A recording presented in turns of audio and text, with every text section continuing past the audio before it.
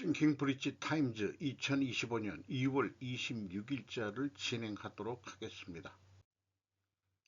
오늘의 편집 내용입니다. 시팩이 주목한 한국 자유민주주의 위기, 선거 부정 집중 언급, 윤 탄핵 면하려 조건 걸지하라, 최후변론 전 이례적 입장문, 윤 직무 복귀한다면 개헌과 정치개혁에 집중, 공산 세력이 드글드글, 김계리 변호사가 국회의원 23명과 전과 줄줄이 읽은 이유, 거친 광야에 맨몸의 국민만 내버려진 형국 등 최종 변론에 대한 내용들을 중심으로 앞에 편집을 했습니다. 시팩이 주목한 한국 자유민주주의 위기, 선거 부정, 집중 언급.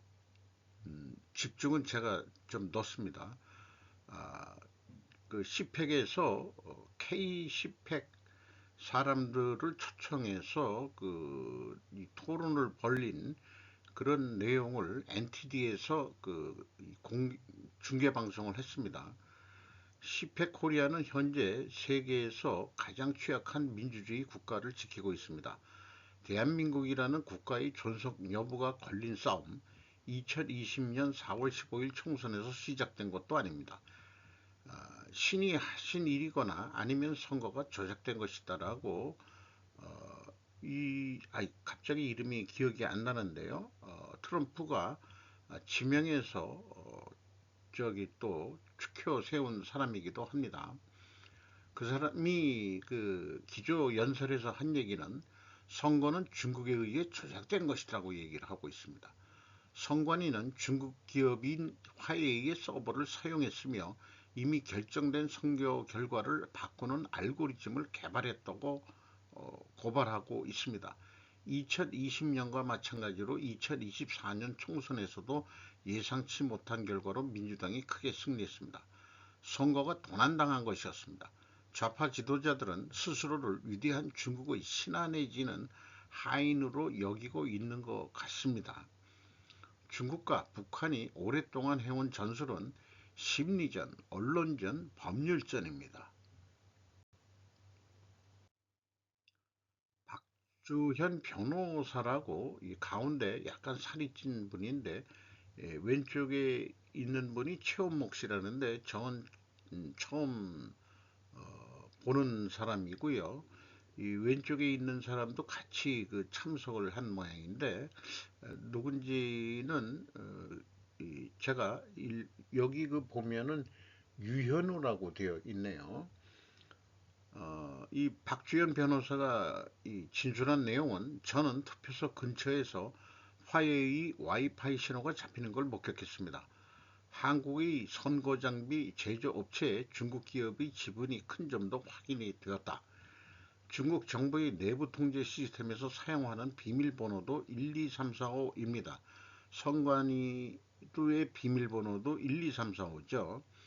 그리고 선거 데이터를 분석한 결과 숨겨진 아스키 코드 메시지가 발견되었다. 충격적이게도 팔로우 더 파티라는 중국 공산당 슬로건이었습니다.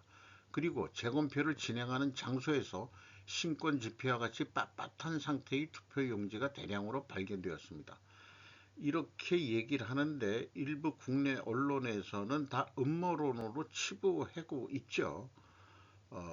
미국의 보아 방송에 자주 나오는 안보 관련인데 이름은 프레드 프리츠라고 되어 있습니다. 이 왼쪽에 있는 사람은 동양인인데 아마 중국계 같습니다.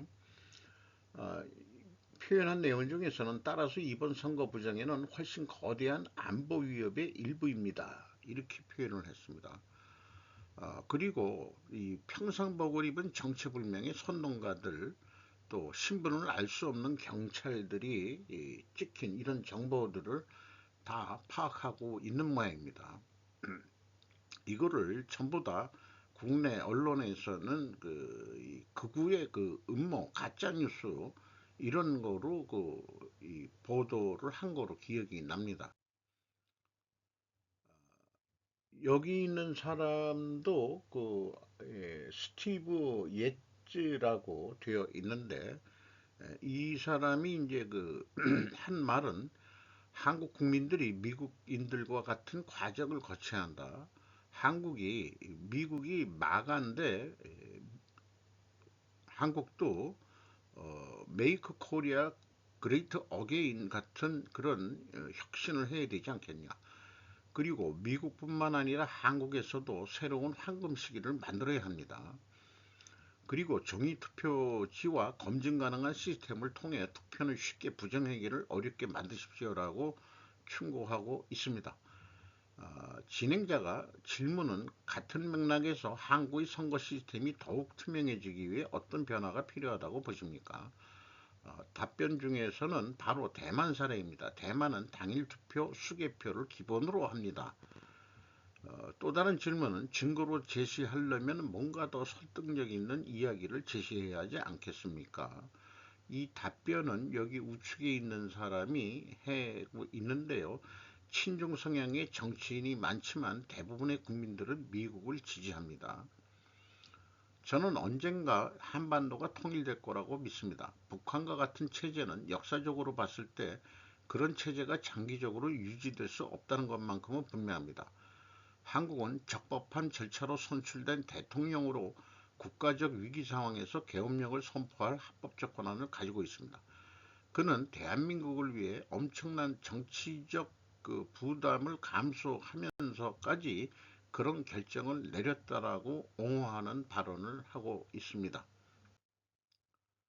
대한민국 헌법재판소는 전 세계가 그들을 주시하고 있음을 명심해야 합니다.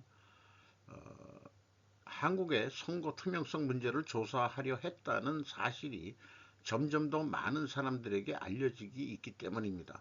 선관위가 정당한 절차였다고 하면서 모든 걸 공개하지 못하는 이유가 있습니까? 라고 반문하고 있습니다. 투명하게 공개하지 못하는 그것은 곧 국민들이 자신들의 대표자를 직접 선택할 기본적인 권리를 상실하는 것과 같습니다.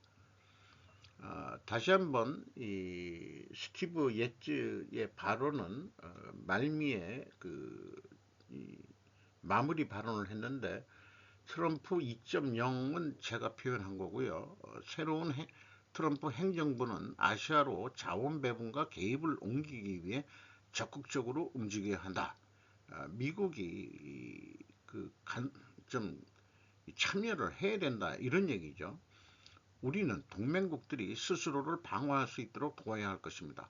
다들 아시겠지만 자유롭고 정직한 선거가 얼마나 중요한지 다시 한번 실감하게 됩니다. 이 문제는 미국과 대한민국 정부가 함께 관심을 갖고 조사해야 할 사안입니다. 보수주의, 보수 행동주의 모임이니까 충분히 이런 입장에서도 진행을 했습니다. 윤 탄핵 면허로 조건 걸지 않아 최후변론 전 이례적 입장문, 박태인 기자가 중앙일보에서 2월 24일 날 보도한 내용입니다. 보안을 중시하기엔 지난 23일 밤 윤 대통령 변호인단이 발표한 입장문은 다소 이례적으로 받아들여졌다. 윤 대통령 변호인인 윤곽근 변호사는 23일 일부 언론이 윤 대통령이 임기 단축 개헌 제안을 통해 헌재로부터 조건부 기각 결정을 받으면 조기 퇴진도 검토하고 있다고 보도하자 윤 대통령의 뜻과는 다르다고 반박했다. 그러면서 탄핵을 면하로 조건부로 무엇을 하겠다는 건 대통령의 방식이 아니다며 누군가 자신이 생각하는 하나의 방안을 이야기한 것이라고 밝혔다. 여권 핵심 인사들에 따르면 윤 대통령도 개헌의 필요성과 그 중요성에 대해서는 공감하고 있다고 한다. 최후 변론에 관련된 내용이 포함될 수 있다는 전망도 나온다. 대통령직을 맡으며 야당의 일방적 탄핵과 입법 독주에 대한 견제 장치의 필요성을 몸소 느껴왔기 때문이라는 게 주변 인사들이 전언이다.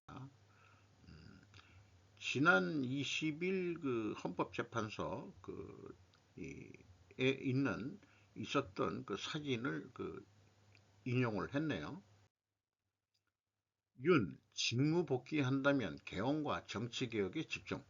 이현승, 홍인석, 김민서 세 기자가 조선 BJ에서 2월 25일 날 보도한 내용입니다. 밤 10시가 넘었네요. 윤 대통령은 25일 탄핵 심판 최후 진술에서 제가 직무에 복귀하게 된다면 먼저 87체제를 우리 몸에 맞추고 미래 세대에게 제대로 된 나라를 물려주기 위한 개헌과 정치개혁 추진에 임기 후 반부를 집중하려고 한다고 말했다. 탄핵 기각을 전제로 향후 계획을 밝힌 것이다. 윤 대통령이 언급한 87체제는 1987년 대통령 직선제 개헌 이후 우리나라 헌정 시스템을 뜻한다. 대통령은 대외 관계에 치중하고 국내 문제는 총리에게 권한을 대폭 넘길 생각이다. 동시에 이원 집정부제 개헌 가능성을 언급한 것이라는 해석도 나왔다.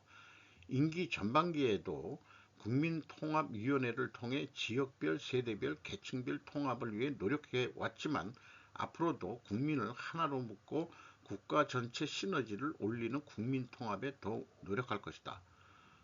이 사진은 25일 종로구 헌법재판소에서 열린 자신의 탄핵심판 11차 변론에서 최종 변론하는 그런 내용입니다. 25일 뉴시스 사진이네요.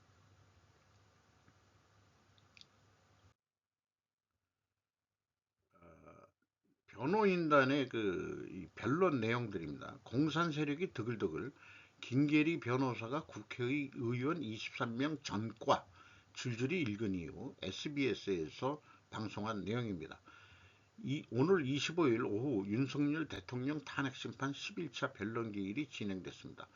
윤 대통령 측 대리인 김계리 변호사는 국회의원 23명이 국가보안법 위반 전과자라며 우리 국회는 범죄자 소굴로 입법 독재를 통해 사법 시스템을 마비시키고 있다고 말했습니다. 그리고 23명의 의원 전과를 줄줄이 읽어 내려갔습니다.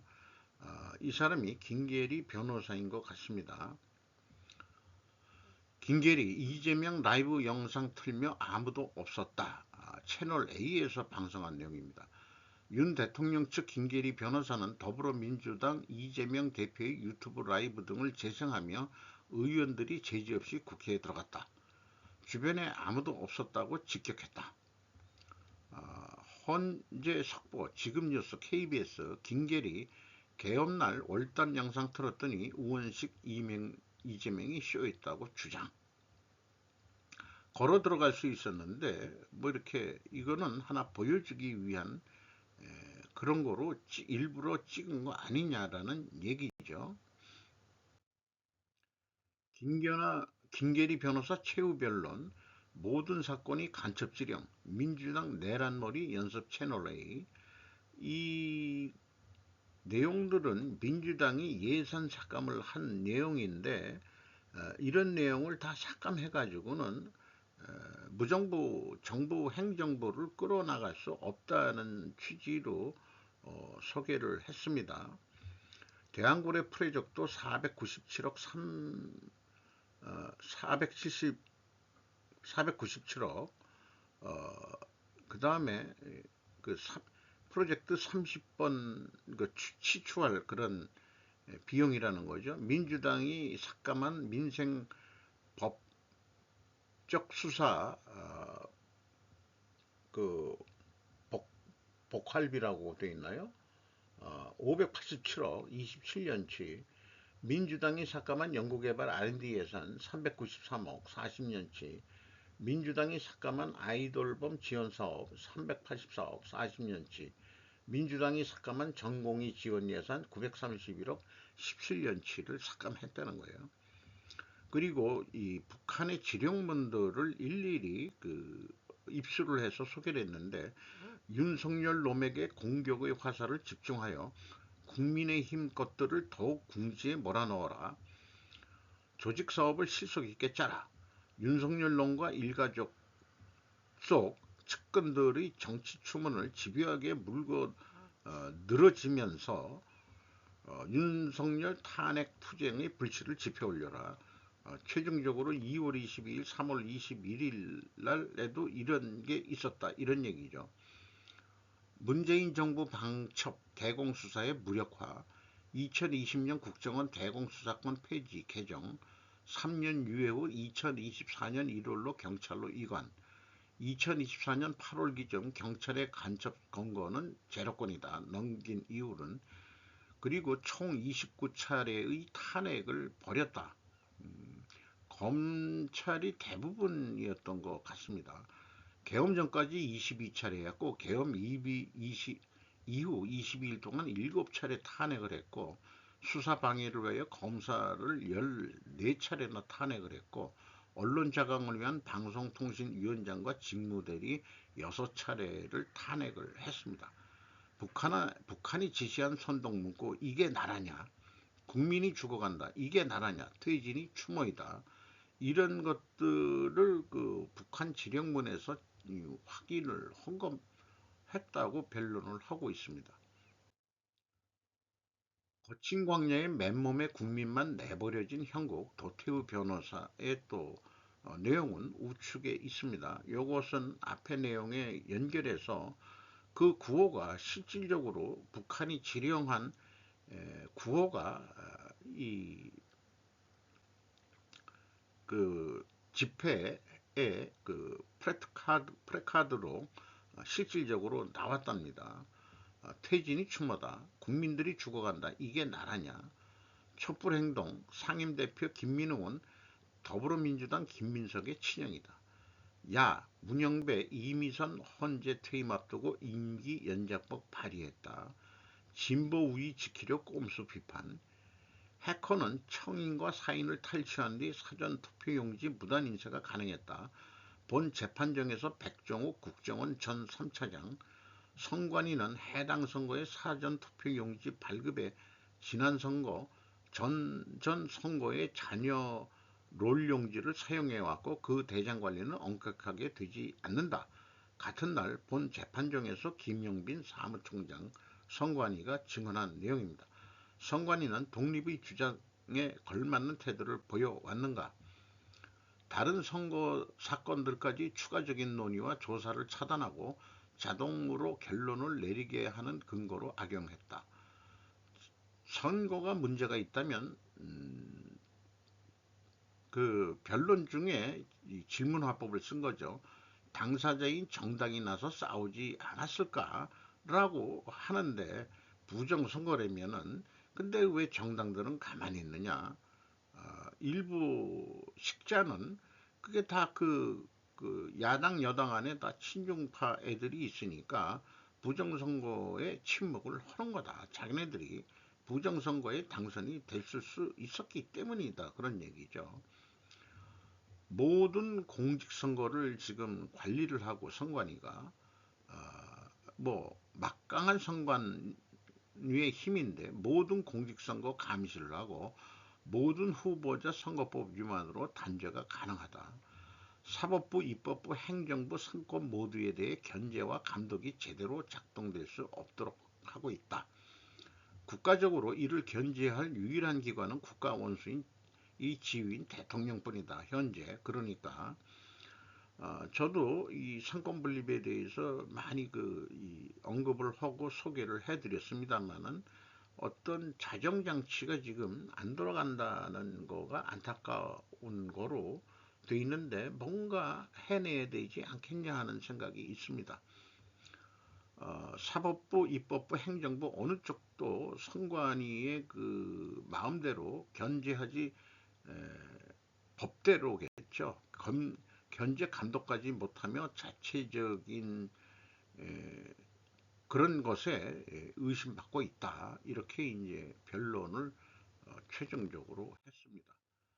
피 같은 국민 주권은 주권자인 국민 모두가 각성하여 지켜나갈 때만 지켜낼 수 있습니다. 가장 근본적인 문제들을 부분 기관들이 외면할 때 국가 전체와 국민 전체의 생명선을 지키고 대변해야 할 대통령의 책임이 문제가 됩니다. 화재의 경보를 울려서라도 배를 구하고자 했던 선장의 충정이었고 정당한 행위였습니다. 수천 년 인류 문명사에서 가장 발전된 체제, 천부인권, 보통선거, 자유민주체제가 이 기초는 존엄한 한 사람 한 사람의 기표를 피처럼 귀중하게 보는 것입니다. 우리 헌법재판소가 자유문명 수호라는 고귀한 사명의 깃발을 높이 올려주실 것을 간청드립니다라는 최후 변호인단의 변론입니다. 그래서 제가 표현해 보면은 이렇게 표현을 해 보면은 이 세 군데가 만나는 그 교집합이 있는데 이게 자정장치였으면 한다 이거죠. 어떤 형태로든. 그런데 상권 분립에서 세 개가 겹치는 곳이 자정장치. 자정장치는 세 개가 상대적 크기가 비슷해야 가능하다. 이 크기가 서로 견제할 수 있을 만큼 크기가 커야 된다. 그러나 현재 한국이 대표적으로 실패한 국가이다. 겹치는 부분이 성관이라고 비유를 해보게 된다. 이렇게 표현해 볼 수 있겠죠. 성관이가 제약이었다. 이 제약이기 때문에 가장 약한 고리를 두고 한국을 좌지우지할 수 있는 그런 공략 대상이 성관이가 아니었겠느냐. 이런 얘기가 있고 성관이의 운영하는 거에 대해서는 이 세계의 부분이 제대로 견제를 또 견제 못했다는 얘기가 되는 거죠. 그래서 이렇게 제가 비유를 해봅니다. 색깔의 삼원색이면은 이게 빨강, 파랑, 노랑이죠. 빨강, 파랑, 노랑. 그러면은 이 색이 검은색이 됩니다. 이 암흑이 돼버리는 거죠. 그런데 이거를 우리가 빛의 삼원색으로 바꿔야 되지 않겠냐. 그러면은 빛의 삼원색은 이렇게 흰색이 되는 그런 자정장치 기능을 만들어가야 한다라고 제가 상징적으로 이렇게 그림화를 해 봤습니다. 한동훈, 이재명 정권 탄생 막기 위해 계엄의 바다 건너자 김승재 기자가 조선일보에서 2월 25일 오전 10시에 보도한 내용입니다. 저서 국민이 먼저입니다. 28일 발간. 근데 국민이 먼저다 하는 것은 문재인 대통령이 캐치프레이즈였는데 억양은 흉내를 못 내겠지만은 국민이 먼저다 이렇게 얘기를 했었죠. 자, 한동훈 씨가 그러면은 문재인 대통령의 캐치프레이즈를 차용을 한 거네요. 윤 대통령에 대한 미안함도 담겨 인간적 괴로움 컸지만 국민이 먼저다. 출판사 메디치 미디어는 25일 보도자료에서 역사의 현장에 있던 한동훈이 직접 보고 경험했던 14일간의 기록이라며 계엄 14일 만에 당 대표직에서 쫓겨나던 물러난 데 대한 성찰의 기록들도 담긴다. 어떤 경우에도 이재명 정권이 탄생해서는 안 된다는 절박함에 이런 책을 내게 됐다는 얘기고, 자유민주주의를 수호해온 보수주의자로서 정치 철학을 강조한다며 특히 토지개혁을 했던 이승만 전 대통령의 업적을 평가하면서 왜 지금 이 순간 보수가 승리해야 하는지 역설한다고 했다. 부정선거 이슈와 함께 자신에 대한 이른바 좌파몰이에 대한 입장도 밝혔다고 한다. 산업혁명을 뛰어넘는 AI 전환 시대에 우리는 무엇으로 성장 동력을 만들어낼 것인지, 또한 성장과 복지의 선순환 구조는 어떻게 창조해낼 것인지에 대한 한동훈만의 해법을 제시한다. 구체적인 내용은 알 수는 없겠습니다만은 어쨌든 얘기한 거에 우리는 성장도 해야 되고 여기에는 이제 복지 선순환이라고 있는데 이거를 저는 안정성이라고 표현을 하죠. 그리고 이 안정성을 유지하기 위해서는 우리가 하모니를 이루어야 된다. 일본 말로는 이제 화라고 얘기를 합니다만은 우리는 대동 이런 표현들을 할 수 있겠죠. 이런 나라가 돼야 되지 않을까라고 공감을 하게 됩니다. 다른 얘기로 이제 넘어가서 트럼프 철강 알루미늄 관세의 주요 타깃은 중국이다. 김재현 기자가 머니투데이에서 2월 24일 보도했던 내용입니다. 아, 결국 그 철강 및 알루미늄 관세는 중국을 겨냥하는 것이다. 저도 그렇게 인식을 했었고요. 블룸버그 통신에 따르면 게이트 칼로트키에비치 맥라티 선임이사는 캐나다 공영방송 CBC와의 인터뷰에서 트럼프의 철강 알루미늄 관세 조치는 지금까지 미국이 취한 조치가 해당 부분의 과잉 생산을 막는 데 충분하지 않다며 우려를 반영한 것이라고 말했다. 과잉 생산하지 말자. 캐나다한테도 그렇게 얘기를 한 뜻인 거라고 이해를 하게 되네요. 트럼프 일기 시절 국가경제위원회 NEC 대통령 특별보좌관 및 국제무역 담당 수석을 역임했다. 이렇게 표현한 사람은 트럼프 대통령이 오는 4월 1일까지 국가별 무역 관행을 검토한 뒤 다음 달부터 상호관세를 도입할 예정인 등 트럼프발 관세 전쟁은 계속 격화되고 있다. 그래서 쭉 그 트럼프 미국 대통령의 관세 위협에 대한 그 나라별 그 또 지역별 그 정책 입장에 대해서 그 이렇게 정리한 것을 소개를 했네요. 요건 제가 제목을 좀 붙인 건데 어쨌든 미국과 유럽 간 대서양이 태평양처럼 점점 더 멀어질 것 같다는 느낌을 받습니다. 속보 트럼프 마크로 직무실 회의 중 언론으로부터 여러 질문 받기. 어, 어쨌든 아쉬운 것이 많은 측이 찾아오게 되어 있는 거 아니냐. 마크롱이 그 미국을 찾아왔던 얘기는 YTN의 에디터 픽에서는 트럼프 곧 정전 발언에 유럽권 파병하겠다. 유럽에서는 우크라이나에 마크롱은 우크라이나 전쟁 비용에 대해 트럼프를 바로잡으며 이렇게 말합니다. 평화는 항복을 의미해서는 안 된다. BBC 뉴스 2월 25일자입니다. 엠마뉴엘 마크롱 프랑스 대통령은 백악관에서 열린 미국 대통령과의 기자회견에서 평화가 우크라이나의 항복을 의미해서는 안 된다고 트럼프 대통령이 말했고, 그리고 지금 그 마크롱의 행보는 프랑스 지도자는 트럼프 대통령의 시정을 방해했습니다라고 표현하고 있습니다.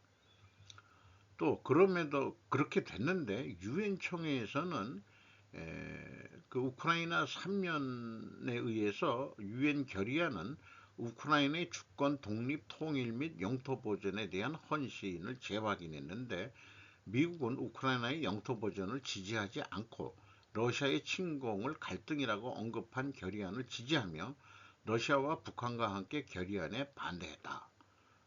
세상이 급변하고 있네요. 러시아가 북한하고 미국이 반대했다.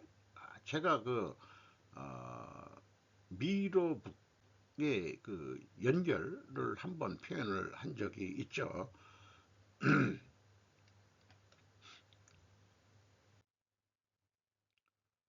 미국, 우크라이나 전쟁에 대한 러시아 비난 거부, 유엔 투표에서 유럽 동맹국들과 분열, AP 통신이 2월 25일 오전 10시에 보도한 내용입니다.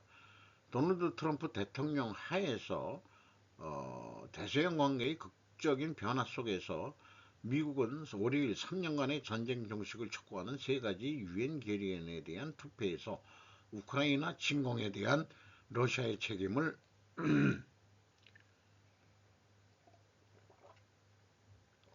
묻지 않음으로써 유럽 동맹들과 분열했다. 이렇게 나왔습니다. 이런 그 유엔 그 투표 결의에서 그 반대를 한 건데 프랑스의 주도로 러시아가 침략자임을 분명히 하기 위해 이를 수정하는 데 성공했다. 유엔 결의안들이 투표는 러시아 침공 3주년과 트럼프 대통령이 워싱턴에서 emmanuel 마크롱 프랑스 대통령을 맞이하는 가운데 이루어졌다 하는 얘기는, 지금 그 트럼프 마크롱 회의는 찾아와서 뭐 얘기했지만은 큰 성과는 없는 것으로 보입니다. 일일 일식 생활로 100명 이상의 성행위, 크리스타 그리시타 키즈가 빠진 지옥의 매춘토의 내용물, 프라이데이 일본입니다. 오사카 미나미의 통칭 그리스타에 출입하는 소녀에게 매춘을 시켰다고 해서 어, 사카이시의 무직, 다키모토 에토 용의자 25와 다토 시의 회사원 니야마 하야시 용의자 21세 2월 14일 매춘방지법 위반, 관리 매춘이나 영리 목적 유괴 등의 혐의로 오사카 부경에 체포되었다. 그리스타라고 불리는 오사카 도톤보리에서 있는 글리코의 간판 아래의 산책도 부근에 출입하고 있던 소녀, 당시 16세에게 말을 걸어 돈벌이가 있다, 100만 원 같은 것은 여유로 벌 수 있다라고 제안해가지고 거기에 유혹에 넘어가가지고 지방 같은 데를 돌면서 매춘행위를 했다. 돌아가고 싶어서 어쩔 수 없었다. 소녀는 재작년 여름부터 구리시에 출입해 작년 11월에 가출, 그 후 이 파파 활동이라는 게 뭔지 모르겠어요, 하면서 연명하고 있었다.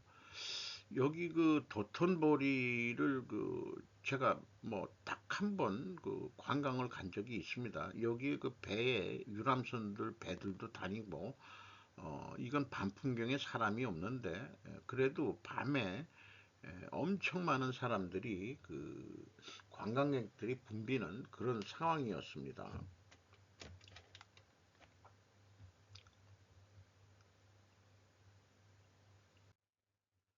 간성 고속도로 공사 현장 교량 상판 붕괴, 사명 사망 6명 부상, 2월 25일 김태희 이종석 경향신문 내용입니다.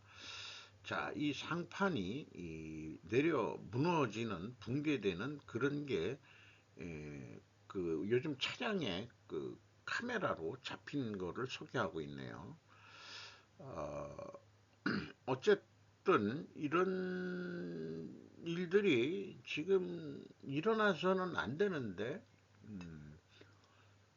좀 교각 사이니까 도로니까 이게 좀 거리가 멀긴 멀지 어떤지는 모르겠습니다만은, 겨울철에 진행하는 이런 공사들이 좀 문제가 있다고 볼 수 있을 것 같아요. 개인적으로 생각할 때는 이 상판, 이게 기둥은 괜찮은데 상판이 무너졌다는 얘기는 콘크리트 양생이 덜 된 상태 거를 올려놓는 거 아닌가 하는 거 있습니다.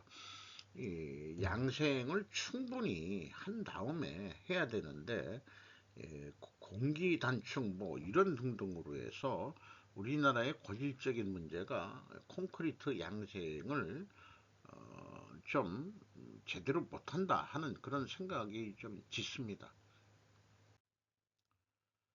윤 대통령 최종 의견 진술 핵심 발췌.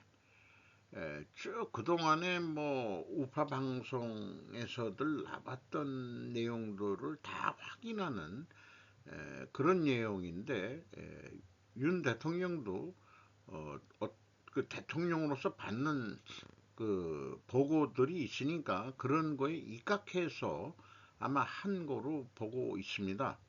어, 제가 빨간 글씨로만 표현한 거, 지금은 국가전림의 위기, 총체적 시스템의 위기라는 점에서 그 차원이 완전히 다릅니다.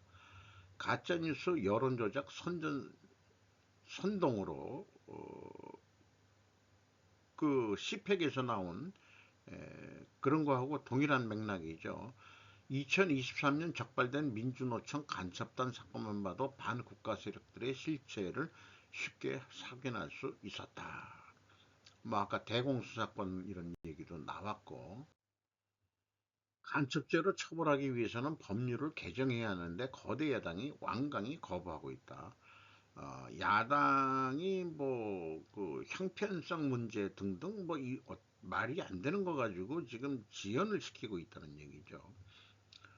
190석에 달하는 무소불위의 거대 야당이 우리나라와 우리 국민 편이 아니라 북한, 중국, 러시아 편에 서 있는 것입니다. 도대체 누구의 지시를 받아서 이렇게 핵심 예산만 딱딱 골라 삭감했는지 궁금할 정도입니다. 우리가 가치를 공유하지 않는 나라와 교역도 할 수 있고 국제협력 상호이익을 추구할 수도 있습니다. 하지만 우리 정치체제에 영향을 미치고 스며드는 것을 막아야 합니다. 그것이 국방 안보만큼 중요한 정치 안보입니다. 중국을 표현한 것은 없지만은 이것은 분명히 중국을 얘기하는 거죠. 이런 거죠. 취임하기 전부터 그 대통령 선제 탄핵을 주장했고 이런 것들이 북한의 지령문하고 시기가 다 일치하는 것을 우리는 확인을 했습니다. 변론에서. 감사원장 탄핵소추안에 사드 정식 배치 고위지원 의혹 감사를 탄핵 사유로 포함시켰다. 주한 중국 대사관 무관에게 사드 배치 작전명, 작전 일시, 작전 내용 등 국가기밀 정보를 넘겨준 간첩 사업, 민주당 정부의 안보라인 고위직 인사 4명이 억울하게 탄핵 소추된 공직자들은 직무가 정지된 상황에서 자기 개인 자금으로 변호 비용을 조달해야 된다.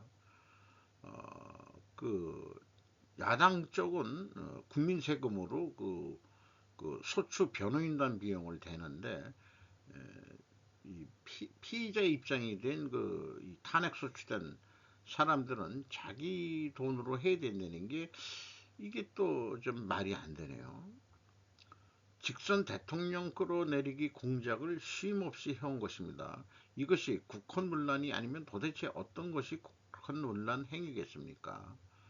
그래서 어쨌든 12월 3일 비상계엄 선포는 국가가 이 위기 상황과 비상사태에 처해 있음을 선언한 것입니다. 트럼프 대통령의 비상사태 선언의 예를 들듯이 그렇게 표현을 한 거고요. 2023년 중앙선관위를 포함한 국가기관들이 북한에 의해 심각한 해킹을 당했습니다.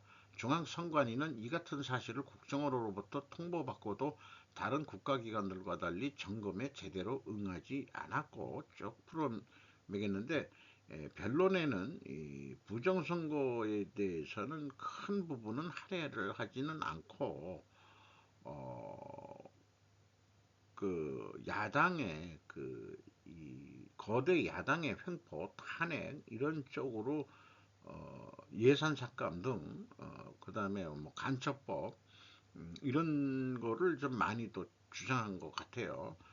비상계엄 자체가 불법이라면 계엄법은 왜 있으며 합동참모본부의 계엄관은 왜 존재합니까?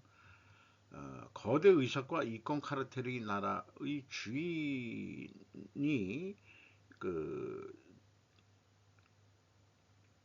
민주당 이런 거에 맞서 빼앗긴 주권을 되찾아 드리기 위해서 국민 앞에서 다짐을 했다. 공화국의 대의제 위기에 헌법 제정 권력인 주권자가 직접 나서달라는 호소였다. 거대 야당은 대통령의 헌법상 권한에 기해서 선포된 계엄을 불법 내란으로 둔갑시켜 탄핵소추를 성공시켰다. 그리고는 헌법재판소 심판에서는 탄핵 사유에서 내란을 삭제했습니다. 그야말로 초유의 사기 탄핵이 아닐 수 없습니다. 국가 노선을 어떻게 선택하느냐에 따라 위기가 기회가 될 수도 있고 돌이킬 수 없는 재앙을 맞을 수도 있습니다. 그리고 그 공화국의 이 뭐 이거 얘기했던 거고 앞에서도 얘기한 거지만은 만약에 복귀가 된다면은 임기 단축도 고려하면서 이원 집정제 이런 거 옛날에 노무현 대통령이 한 거하고 거의 같은 맥락인데요. 정관 저를 비판하고 질책하는 국민들의 목소리도 들었다.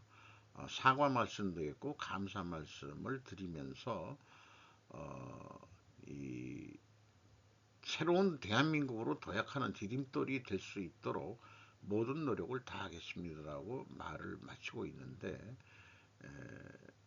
뭐 A4 18페이지에 대한 방대한 그런 최후 변론 진술문 원문을 어, 원문에서 중요 부분을 제가 좀 발췌를 해 봤습니다. 이상 마치도록 하겠습니다.